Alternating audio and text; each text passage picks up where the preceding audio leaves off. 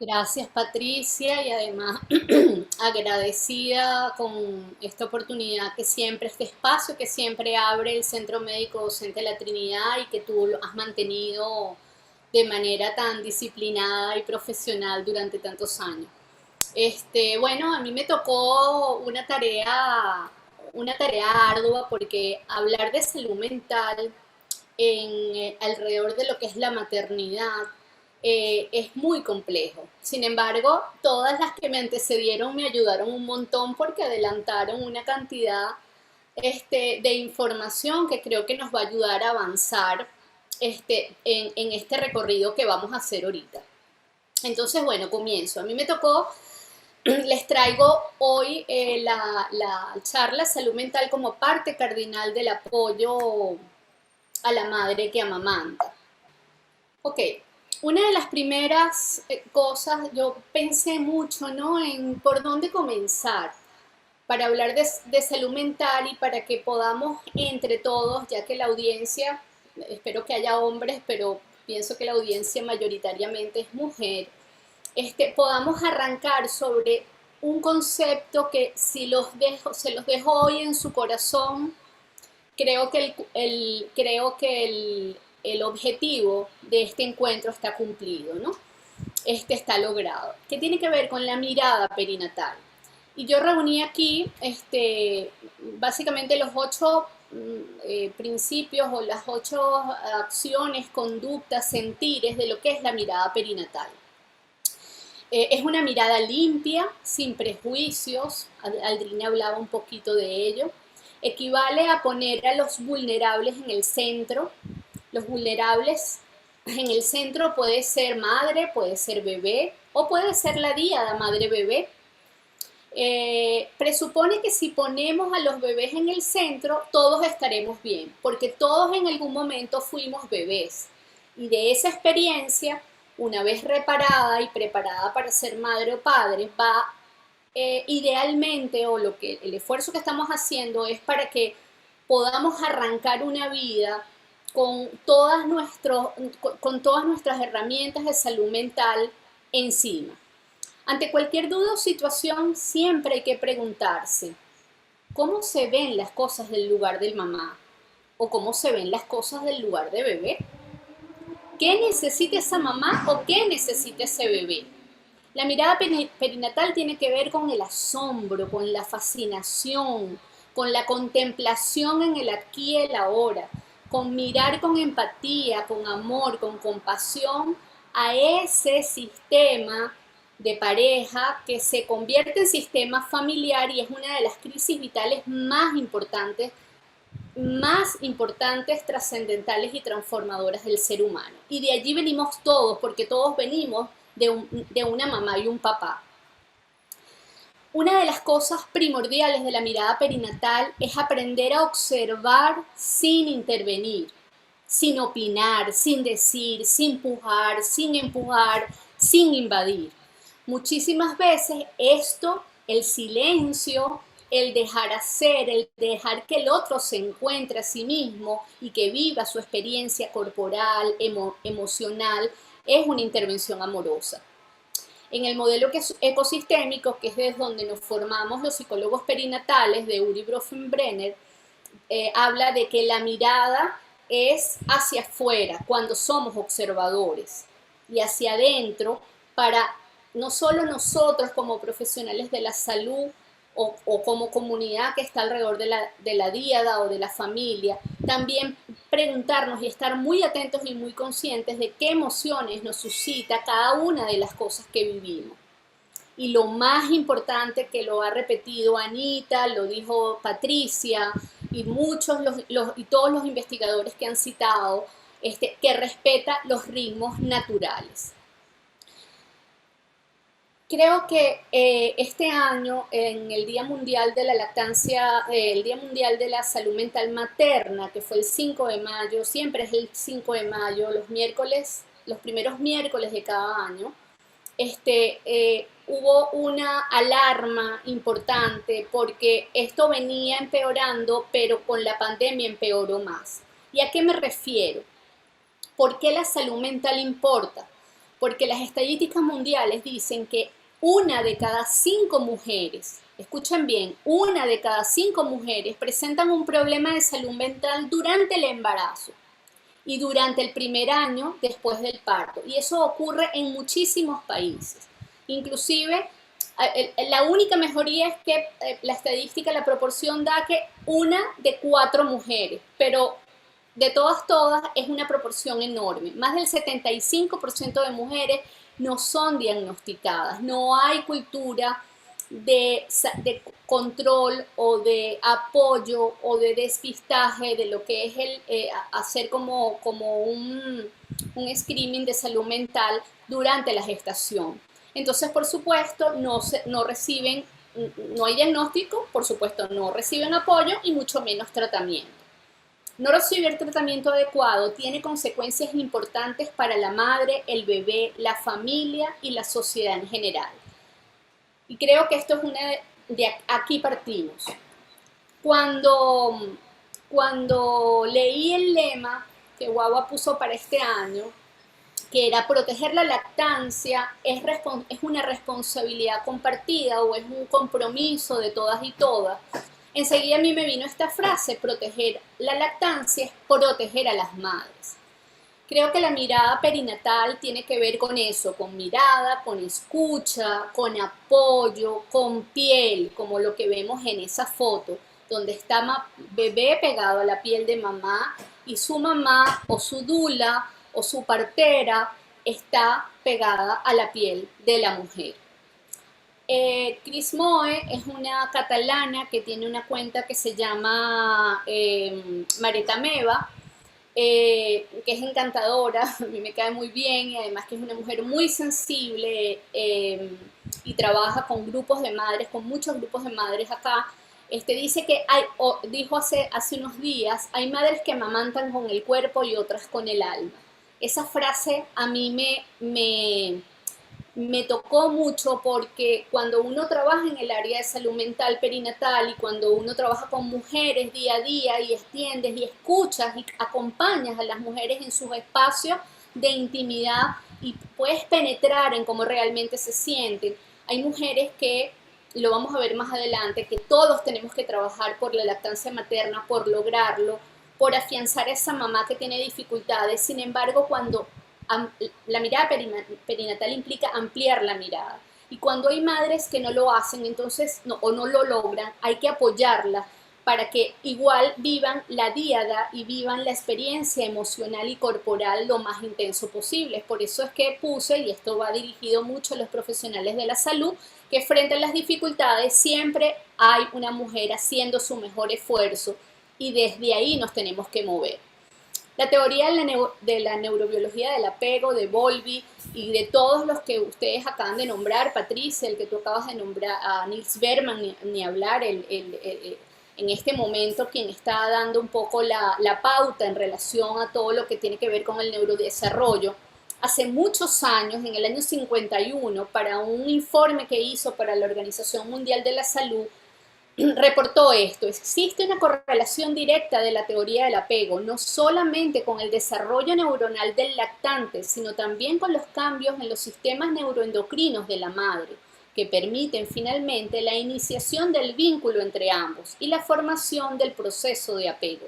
Las alteraciones de este proceso, desde la relación y el contacto con el medio externo, generan alteraciones neuroanatómicas que predisponen a las diferentes patologías mentales. Es decir, que no se trata de un capricho, todo esto que Patricia acaba de mencionar, todo lo que describió en la experiencia positiva de lactancia la doctora Ana María, sino que aquí vemos cómo es el punto de partida, porque sabemos que cuando hay un apego seguro, cuando se da un apego temprano, eso impacta la salud mental, la sociabilidad, el modelo de sociabilidad en el adulto en su vida, durante toda su vida, su comportamiento en su salud sexual y la forma en la que el ser humano como especie se reproduce.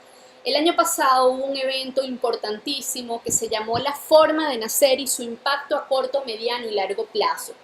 Y era todo a través de diferentes especialistas, se hizo un seminario para que cada quien planteara cómo la forma de nacer no solo impacta nuestra neurobiología, no solo impacta todo lo que es la siembra de la microbiota en el caso de que se trate de un parto vaginal y de apego y de lactancia inmediata después del nacimiento, sino que es entender que es la experiencia del parto para el caso de la madre y el nacimiento del nacimiento para el caso desde el punto de vista del bebé es un evento psicológicamente muy significativo para la mujer inmensamente y sobre todo para el bebé.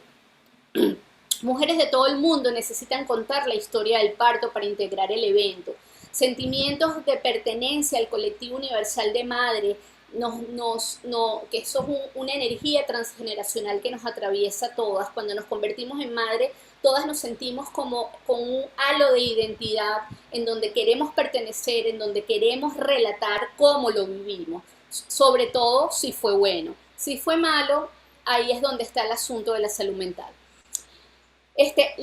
Un parto o una experiencia positiva de parto, que lo vamos a ver ahorita, genera genera crecimiento en la mujer, crecimiento psicológico, genera desarrollo de competencias, hay un input, hay una fuerza psíquica que hace que podamos establecer fortalezas y podamos manejar inclusive los sentimientos de fracaso o gestionar mejor el miedo, gestionar mejor la derrota. Es decir, la experiencia del nacimiento de un ser humano es importante para el bebé y trascendental para la mamá. Trascendencia emocional y espiritual, como dice esta antropóloga americana. La Organización Mundial de la Salud, en esta publicación, habla de que la experiencia positiva del parto que cumpla o supere las expectativas de la mujer, hace que, o significa, mejor dicho, que la mujer que da luz a un bebé sano, en un ambiente seguro, desde el punto de vista clínico y psicológico, es necesario el apoyo práctico y emocional. Volvemos a lo mismo, la presencia de la pareja, la presencia de una dula bien formada, la presencia de un acompañamiento prenatal está contemplado desde la medicina basada en la evidencia y tiene un impacto positivo en todo lo que es esos primeros momentos.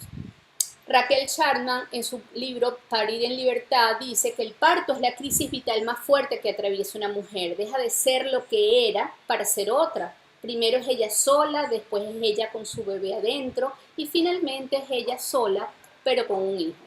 Muchas sienten que si atravesaron una experiencia semejante, sobre todo si es positiva, pueden atreverse a lo que sea en sus vidas. Se sienten poderosas, el poder de parir las transforma. Es decir, volvemos un poco a lo que explicaba Patricia de todo lo que es el impacto del cambio neurohormonal y todo lo que pasa en el cerebro cuando vivimos experiencias en la vida en general. Estamos estudiando cómo cambia el cerebro durante el embarazo y la maternidad. Vamos a ver rápidamente este video. Patricia, dime si se escucha, por favor. Somos un grupo de neurocientíficas que estamos estudiando cómo cambia el cerebro durante el embarazo y la maternidad.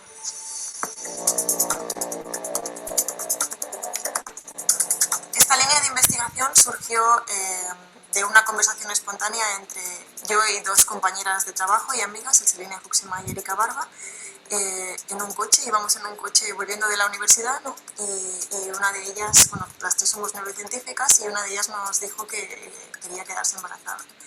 Y pues empezamos a pensar acerca de cómo podía afectar el embarazo y la maternidad al cerebro de una mujer, ¿no? Nos dimos cuenta que había mucha opinión y muy poca ciencia detrás, y empezamos a fantasear acerca de cómo podíamos diseñar un estudio que nos permitiese responder las preguntas que teníamos. Nos animamos, entonces hablamos con el director del departamento, Óscar Vilarroya, y le contamos el estudio, le pareció fantástico y nos dejó llevarlo a cabo eso a horas extra y sin financiación al principio.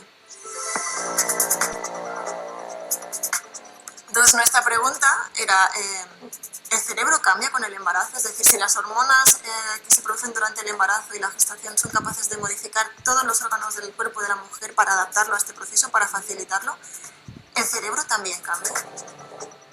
¿Y cómo podíamos responder a esa pregunta? Entonces lo que hicimos fue contactar con parejas que no tenían hijos, pero que estaban buscando su primer embarazo, y les hicimos una resonancia magnética cerebral para ver cómo estaba su cerebro antes de quedarse embarazada ella y después del parto. Y para controlar, para posibles cambios debidos a múltiples factores, pues también escaneamos a parejas que no tenían hijos, pero tampoco tenían pensado tenerlos en un futuro próximo. Bueno, cuando analizamos los datos, lo que observamos es que el cerebro de las mujeres que habían pasado por un embarazo había sufrido cambios en el volumen de sustancia gris. Observábamos reducciones en el volumen de sustancia gris, pero no en cualquier región del cerebro, sino en áreas específicas relacionadas con la empatía o el altruismo. Además vimos que estas reducciones persistían al menos 2 años y que estaban relacionadas con el vínculo materno-filial. Es decir, cuanto más cambiaba el cerebro, más puntuaban estas mamás en cuestionarios que medían la capacidad de vincularse con su bebé. Cuando publicamos el estudio nos sorprendimos del gran impacto mediático que tuvieron nuestros resultados. Y, por desgracia, algunos medios de la prensa relacionaron esta reducción en el volumen de sustancia gris como una especie de justificación del posible deterioro cognitivo que ocurre durante el embarazo, ¿no?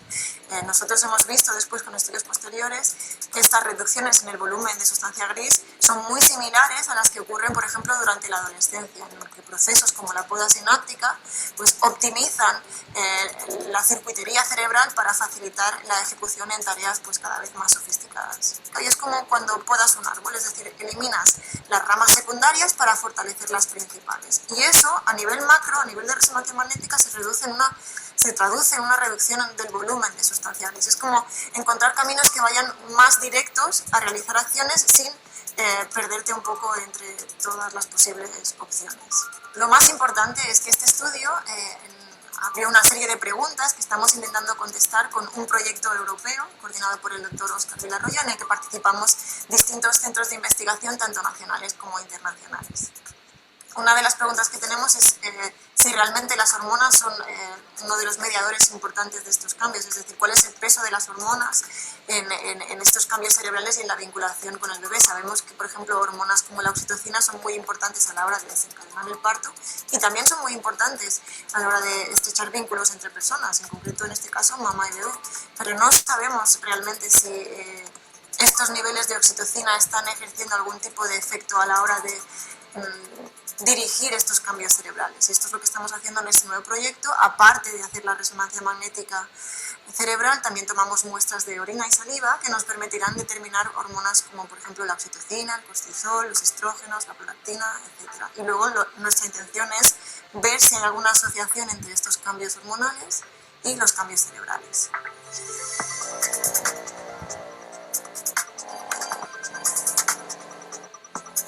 En este proyecto también queríamos responder a la pregunta de cuándo se inician estos cambios. En el estudio anterior escaneábamos a las mujeres antes del embarazo y después del parto.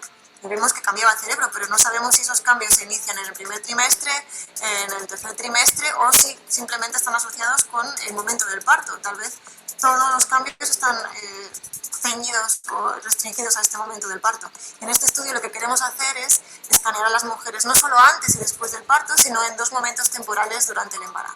También queremos saber cuánto duran estos cambios. En el estudio previo vimos que persistían al menos 2 años tras el parto, pero no sabemos qué ocurre más allá. A los 2 años el bebé todavía es muy dependiente. Entonces hemos empezado a escanear a mujeres que han dado a luz hace 6 o 7 años e intentamos ver si esos cambios persisten o remiten tras los primeros años de crianza.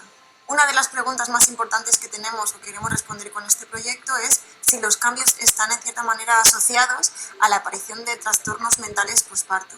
Alrededor de 1 de cada 5 mujeres durante el posparto presenta síntomas de ansiedad o depresión. ¿Cómo estamos respondiendo a esta pregunta? Pues aparte de tomar las imágenes del cerebro en diferentes puntos temporales y las variables hormonales, también pasamos una serie de cuestionarios que nos permiten saber cuál es el grado de ansiedad o depresión que tiene la mujer a lo largo del embarazo y durante el posparto. Y nuestra idea es después correlacionar o ver si hay alguna asociación entre estos cambios en variables clínicas como ansiedad o depresión y estos cambios cerebrales, con el objetivo de poder prever que esto pueda ocurrir y prevenir que aparezca la patología mental que es tan dañina para la salud de la madre y también del bebé. Otra de las preguntas que tenemos es si existe relación entre estos cambios cerebrales y las condiciones del parto, la experiencia que tenga esa madre de cómo ha sido su parto, ¿no? Sabemos que, por ejemplo, el tipo de parto pues, influye en la capacidad de vincularse después con el bebé, sobre todo no tanto el tipo de parto per se, sino la experiencia, cómo recuerda esa mujer ese parto, ¿no? Bueno, para responder a todas estas preguntas, lo esencial es que haya mujeres que quieran participar en nuestro estudio y que nos ayuden a saber cómo cambia el cerebro durante el embarazo y la maternidad. Necesitamos la colaboración de participantes que permitan dar un poco más de solidez a este campo científico que está muy poco explorado.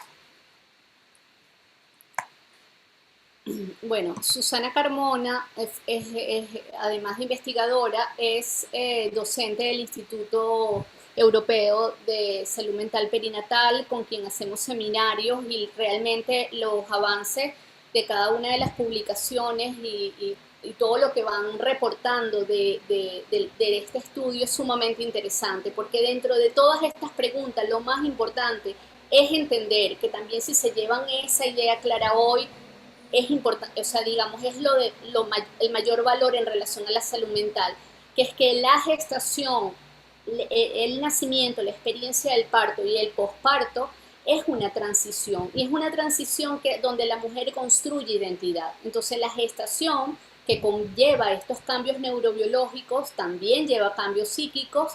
La placenta cumple una función fundamental y gracias a toda esa complejidad de la que ya relató tan detalladamente Patricia, en el caso del cerebro del bebé, pero que también estamos hablando de neurobiología, estamos hablando de impacto neurohormonal, hace que una mujer pueda transformarse en madre. Daniela Stern habla en casi todos sus libros, que son básicos, son Biblias para la psicología perinatal, de que una madre tiene que nacer psicológicamente al igual que su bebé nace de forma física. Y eso es el terreno, la base de su identidad maternal. Es necesario poder exhalar el parto antes de poder inhalar al bebé. María Esther es partera, es una mujer que es una partera americana y digamos, esta frase a mí me erizó la piel porque realmente la vivencia del parto es tan fundamental para todo lo que viene después que si pudiéramos hacer una conciencia rápida como sociedad, como profesionales de la salud, de lo que implica todo lo que pasa en el parto y cuánto lo intervenimos innecesariamente, podríamos quizás ya de una vez cambiar muchos protocolos de atención y entender que de ahí parte el nacimiento de una madre sana.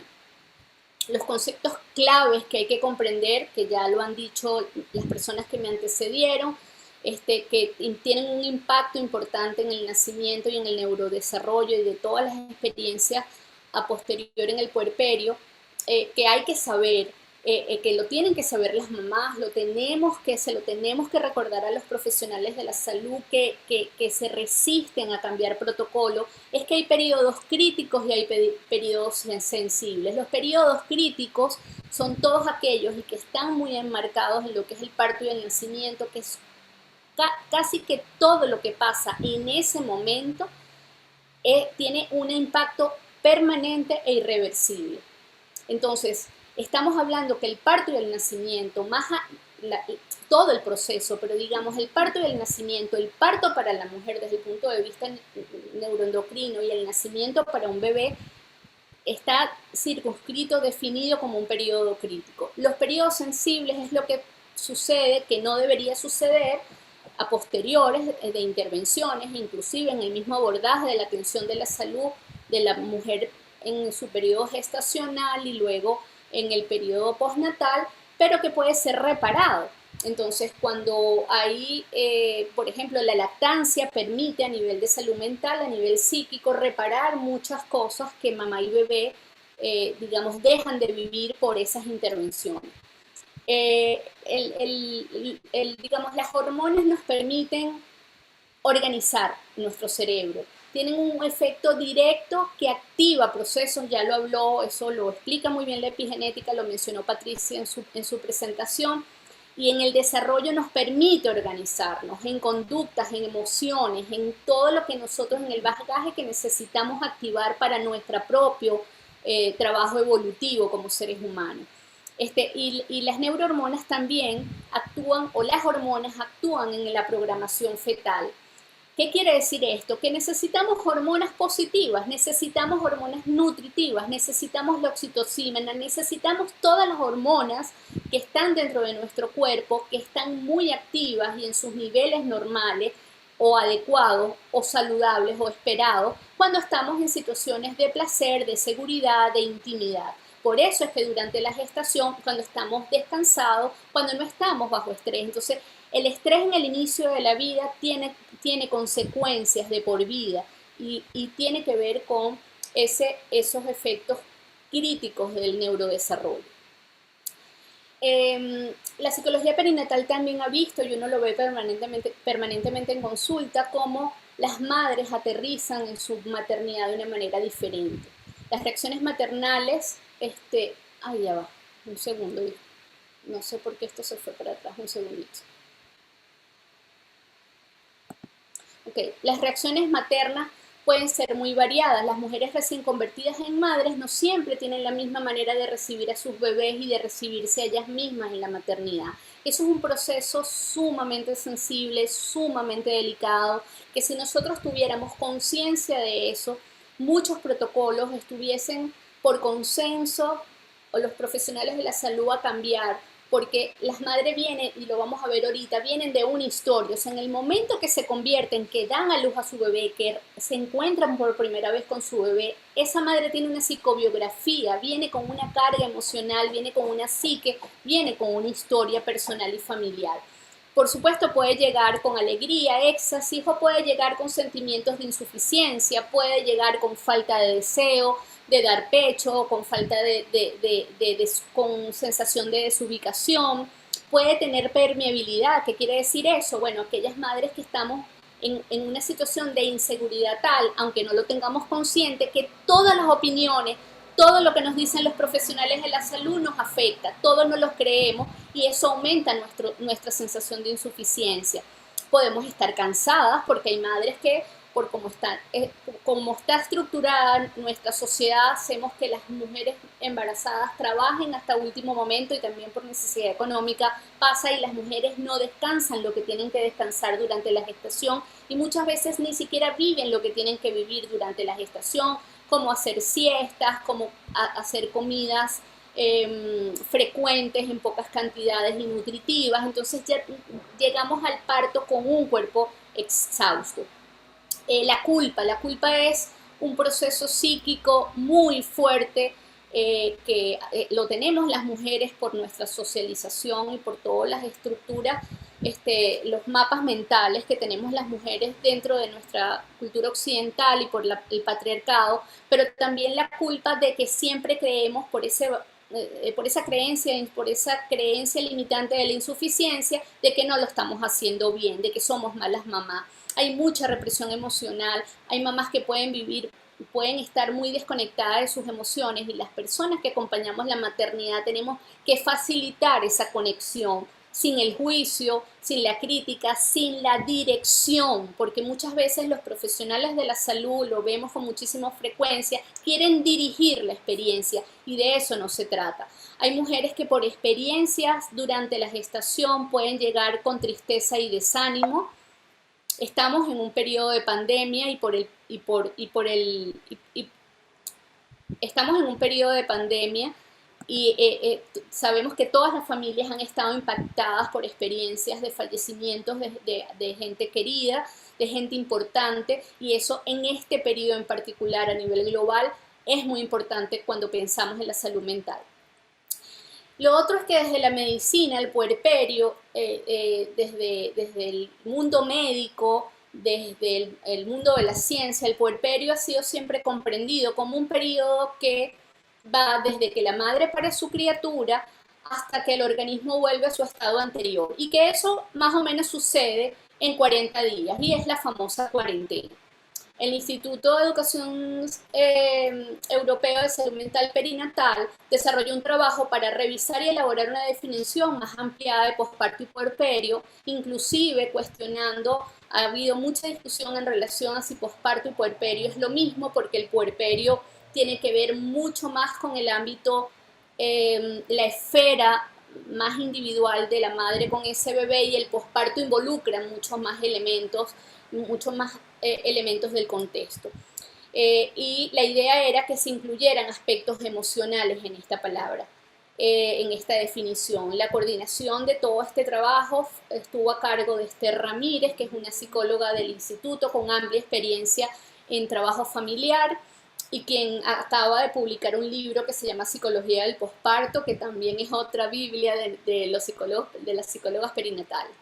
¿Cuál fue la propuesta? La propuesta fue de hacer otra definición. Entonces, dentro de esta propuesta lo que se tomó en cuenta es que varias cosas. Una, que en relación a la lactancia, como lo que decía Anita, el destete fuera un destete fisiológico, un destete espontáneo que fuese guiado por el hijo, por el bebé. Lo otro es que entender que la duración de un puerperio es variable por las características y las necesidades de cada día. Todos los seres humanos somos diferentes, todas las familias somos diferentes y nos atraviesan historias y circunstancias diferentes, circunstancias vitales. Por lo tanto, no podemos enmarcarlo temporalmente. El otro elemento es que era entender que el cuerpo adquiere una nueva forma, y adquiere una nueva forma no solamente durante la gestación, y no solamente se trata de la parte física, sino que también después de haber nacido un bebé, realmente ese cuerpo no siente igual. Los fluidos, las hormonas de ese cuerpo no son iguales, aunque la gente pueda volver a su misma talla de peso, a su mismo peso y talla. Pero no se refiere a lo físico. Entonces, la definición hermosa que hizo Esther es la siguiente: el viaje trascendental es el viaje trascendental que la madre vivencia desde el momento en el que pare a su cría hasta que éste sale de su esfera emocional para comenzar una andadura propia y progresivamente más autónoma. La segunda propuesta era ampliar clasificaciones de ese puerperio partiendo de esa definición. Entonces hicieron se dividió en cuatro, las etapas del puerperio se dividieron en 4 partes que tenía que ver con la ubicación a nivel cronológico, el puerperio inmediato y todo lo que pasa y debe suceder durante esas 24 horas, que recuerden que estamos hablando de periodo crítico, de experiencias críticas. Después el puerperio temprano, el ampliado y el puerperio emocional, que es el que está incluido en la definición, que no tiene nada que ver con los 40 días, sino de cómo es el movimiento de esa fusión emocional mamá-bebé. Esto no lo voy a detallar aquí. Lo importante, que es mi experiencia actual, es que en los tipos de puerperio no podemos hablar de un solo puerperio, no solamente porque somos individuales con una complejidad y una psicobiografía particular y una sistémica familiar particular, sino que también no se trata igual de una primerizas, de una mamá que es multípara, de un embarazo adolescente, de un posparto o un puerperio de un adolescente, de puerperio de mujeres privadas de libertad o de ingresos hospitalarios como nos está pasando en periodo de pandemia, mujeres que ingresan a terapia intensiva y que viven situaciones críticas de salud, los puerperios en solitario, mujeres que deciden la maternidad sin pareja y en este caso estos últimos dos puntos que tienen que ver con el puerperio de las madres con niños en situaciones o en condiciones especiales, bien sea minusvalías físicas, psíquicas, o inclusive niños que, o sea, no tienen por qué tener una enfermedad con una convalescencia fatal, pero que alargan el puerperio y la fusión emocional de esa madre y ese hijo. Y lo más importante, las mujeres migrantes. Hoy en día sabemos, y es en el caso de Venezuela, la cantidad de mujeres que están en todo el mundo y que están iniciando su experiencia familiar de convertirse de pareja a familia en la migración. Y tiene características muy particulares este puerperio. Las primeras 24 horas tras el parto es el primer encuentro con el bebé físico, es la primera mirada, es el primer contacto al otro lado de la piel, las primeras sensaciones de útero vacío, que es una experiencia psicológica muy importante que las mujeres no lo hablamos, pero yo sí recuerdo claramente, por ejemplo, días después, creo que menos de 15 días de haber dado a luz, una sensación muy loca de querer meter a mi bebé otra vez dentro de la barriga. Es como que tú quisieras regresar a ese estado y no entiendes por qué, pero muchas mujeres en sus testimonios lo reportan. No me voy a extender acá, hemos hablado bastante del papel de la oxitocina como hormona del amor en todo lo que es esta paradoja, esta metáfora la inventé anoche, me llegó anoche, que el amor, la oxitocina como hormona del amor, para que no se les olvide más nunca, es lo que nos permite ensamblar el programa de alimentación para iniciar la lactancia. Es un periodo sensible que si no se da en ese momento se puede restablecer y por eso la consejería de lactancia es tan importante y los profesionales preparados en lactancia es vital, pero realmente es el momento después del nacimiento y durante el nacimiento que se da toda esta programación. Nils Berman dice que la madre es el hábitat del recién nacido, es decir, no se trata la ciencia nos está diciendo y nos está diciendo desde hace mucho tiempo los beneficios del cuidar la díada fisiológica que se convierte en díada emocional, pasa de ser una díada fisiológica a una díada emocional y por eso el concepto de transición es tan importante. Y la permanencia de la díada para la madre, el cuidado, es una de las cosas que previene depresión y ansiedad. Una de las cosas que pasó durante la pandemia fue que hubo múltiples separaciones, prohibición de los protocolos de inicio de la lactancia y eso aumentó vertiginosamente la ansiedad y la depresión en las mujeres en el posparto.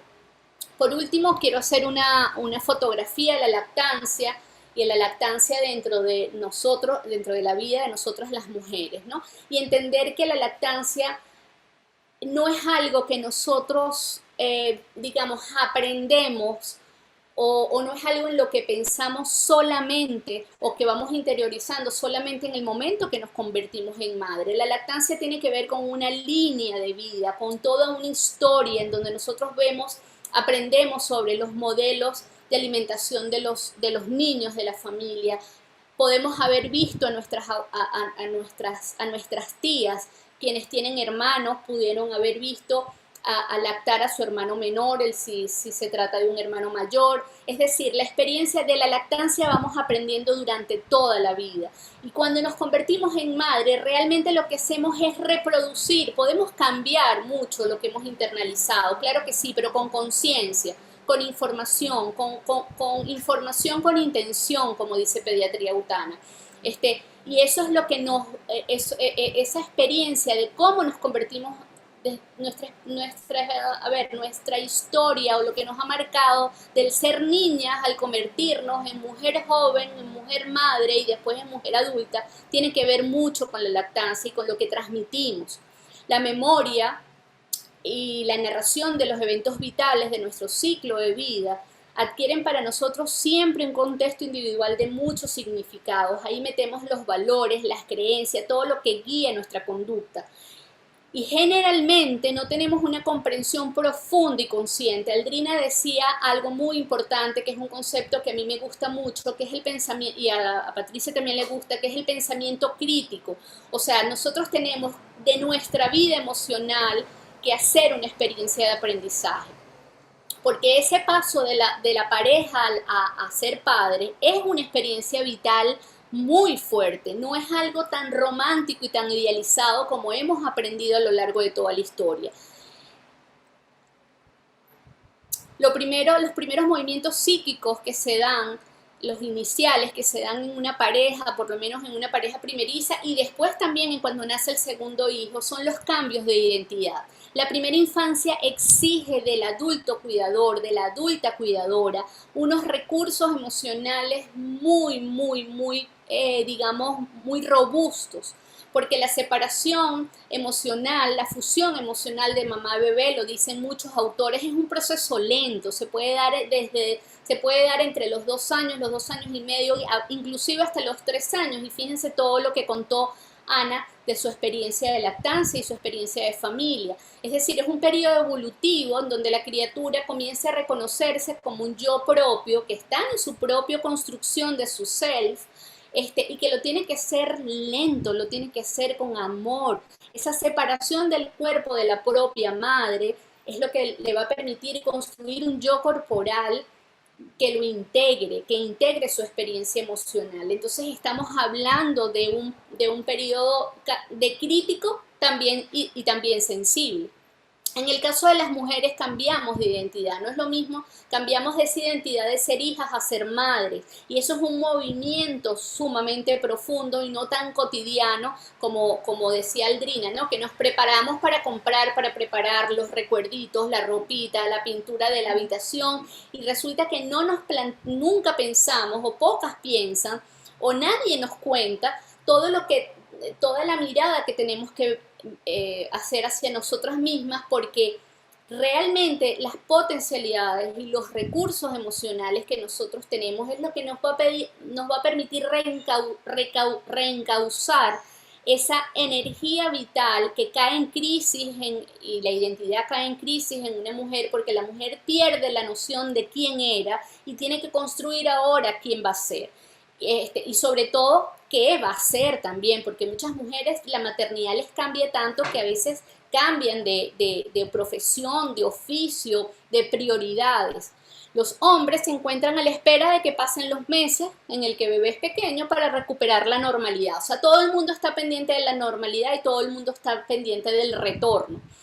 Para algunos hombres también es una crisis vital de identidad, por supuesto. Los hombres que están emocionalmente más trabajados se involucran más.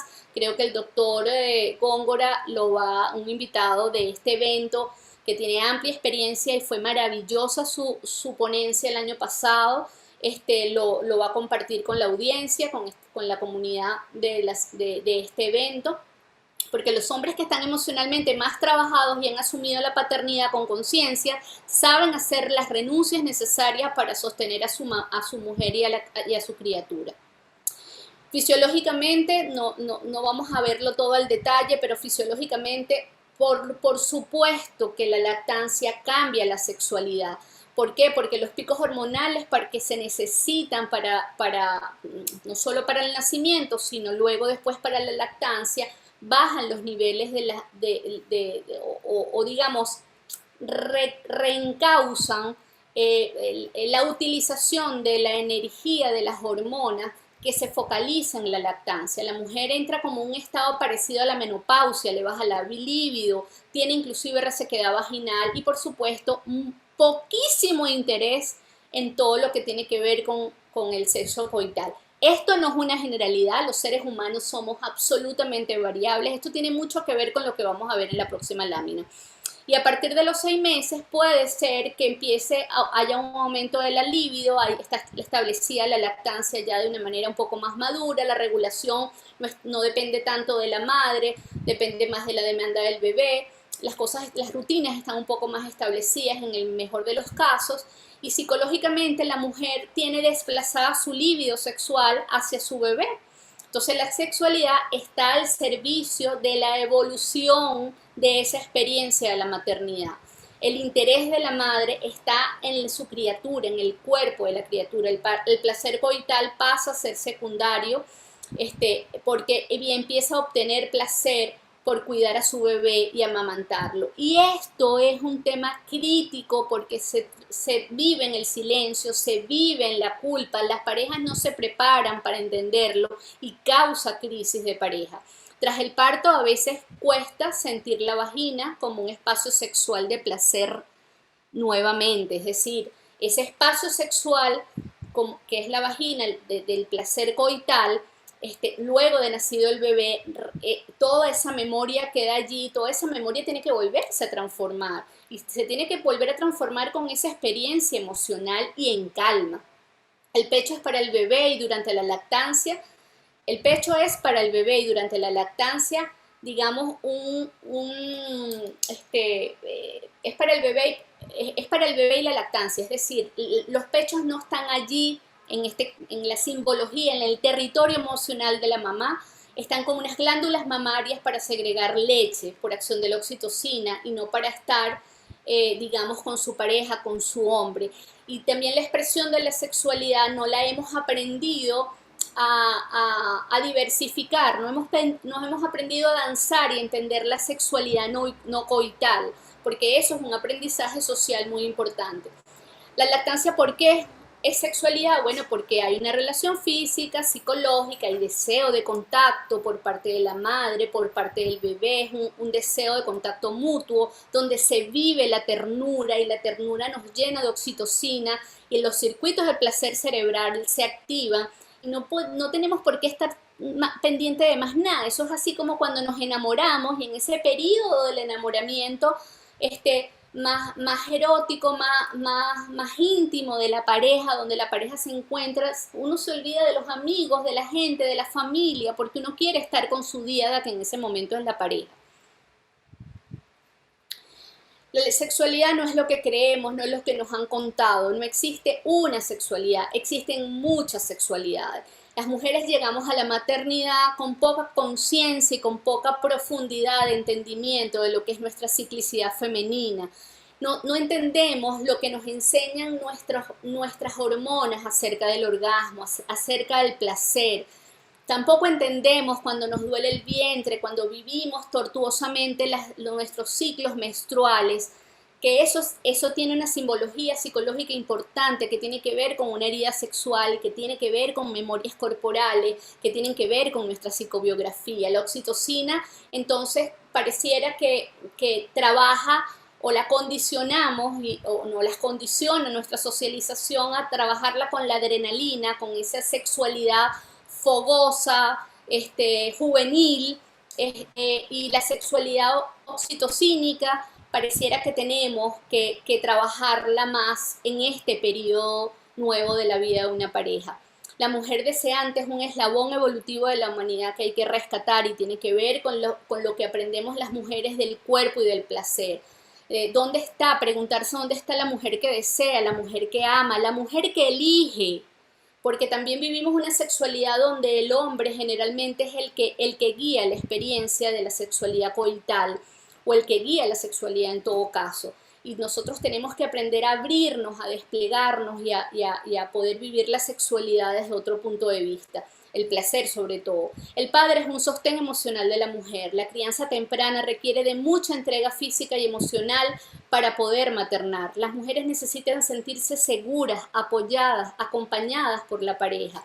¿Qué es lo que necesita la mujer de su pareja durante el posparto? Bueno, lo primero, entender que cada posparto es diferente, cada pareja es diferente, cada mujer es diferente y cada hijo también es diferente. Pero en todo caso hay 3 pasos que más o menos son lo mismo, pero que tienen que se refieren a qué: comprensión, ayuda, apoyo, escucha, aceptación de lo que nos pasa, evitar cuestionarnos. Estamos llenos en nuestro primer periodo de la maternidad, la experiencia del puerperio está muy lleno de juicio, muy lleno Es como que si el juicio, la crítica, no pareciera que está a la orden del día, y está a la orden del día inclusive de nuestro contexto, por parte de nuestra madre, por parte de nuestra suegra, por parte de la familia que te dice cómo y cómo y cómo lo tienes que hacer y no te dan ese espacio.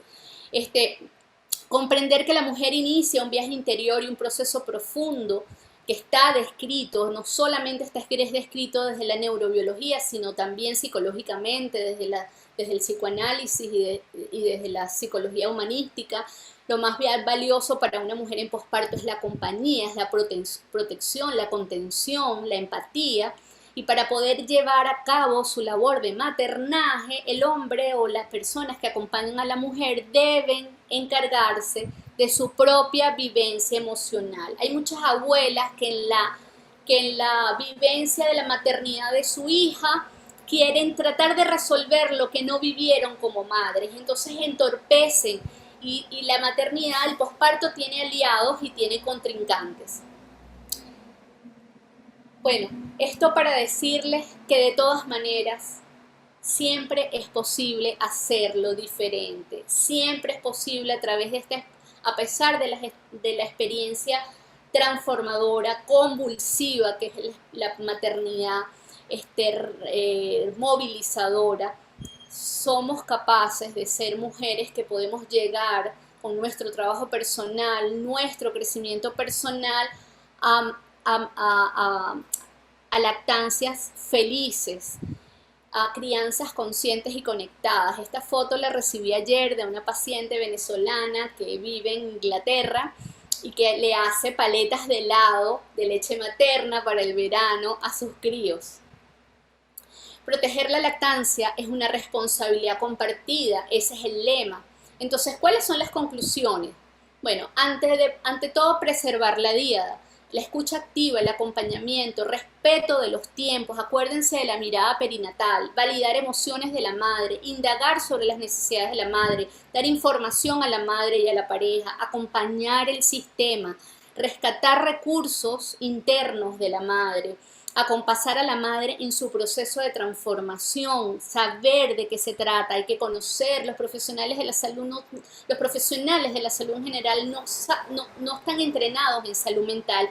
Quienes trabajan en la perinatalidad tienen que saber de salud mental perinatal, tienen que saber sobre todo para que se trabajen a sí mismos. Este último punto es muy importante, que es un tema interesantísimo en el cual estoy trabajando con una amiga psicóloga venezolana que vive en Madrid, o vamos a empezar a trabajar, voy a empezar, y Aurora Madre lo ha desarrollado como tema principal, que es el duelo perinatal, pero porque hay que entender que en el caso de muerte perinatal, la madre sigue estando en puerperio y el puerperio puede durar lo que necesite una madre para recuperarse. Esta es una foto de una alumna dula de Aurora Madre, bellísima, que ya terminó su formación, que tiene unos ojos oxitocínicos que cuando las vi me encantó y le pedí que me regalara esta foto.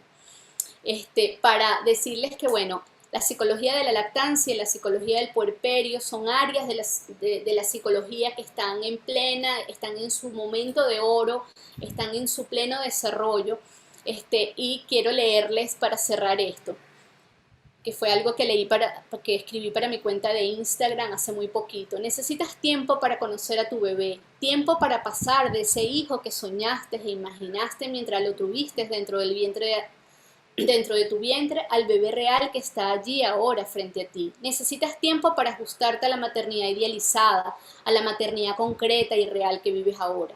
Ambas nos habitan, son parte del aprendizaje. Mujer, eres una mamá real. Eres una mamá con aciertos y equivocaciones, con momentos de angustia, de pena, de miedo, de alegrías, de dudas. Era imposible imaginarte tanta responsabilidad antes. Date el permiso de exasperarte, ríe, llora, escúchate, quéjate. Y cuando lo sientas, sin presión, anda, sigue, matérnate sin prisa. Tu presencia amorosa, tu espíritu de aprendiz es lo que tu bebé jamás olvidará. En definitiva, primero tu salud mental y luego todo lo demás. Muchísimas gracias.